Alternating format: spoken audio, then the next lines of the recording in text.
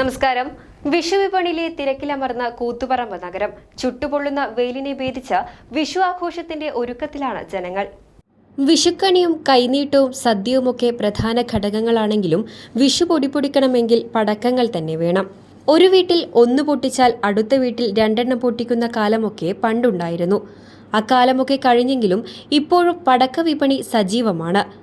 Koothuparamba കണാരി ഫൈവർക്സ്, KV ഫൈവർക്സ്, Pazhayanirathu Shri Mahalakshmi ഫൈവർക്സ് തുടങ്ങിയ കടകളിലെല്ലാം തന്നെ വിഷുവിനോടനുബന്ധിച്ച് വൻ തിരക്കാണ് അനുഭവപ്പെട്ടത്.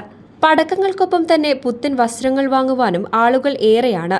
കൂത്തുപറമ്പ് സിൽക്ക് മിത്ര വെഡ്ഡിംഗ്സിലും കസവ വെഡ്ഡിംഗ്സിലും നിരവധി പേർ എത്തി. വിഷുവിനോടനുബന്ധിച്ച് പുതുപുത്തൻ മോഡലുകളും കളക്ഷനുമാണ് ഇവിടങ്ങളിൽ ഒരുക്കിയിരിക്കുന്നത്.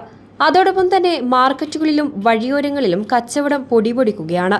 വിഷു ആഘോഷത്തോടനുബന്ധിച്ച് നഗരത്തിൽ വൻ ഗതാഗതക്കുരുക്കും അനുഭവപ്പെട്ടു. മീഡിയ ഫുഡ്, കൂത്തുപറമ്പ്. പുതുവർഷത്തിന്റെ പ്രതീക്ഷകളിലേക്ക് വീണ്ടും ഒരു മടക്കയാത്ര. എന്റെ ഗ്രാമം, നാട്ടുവഴികൾ.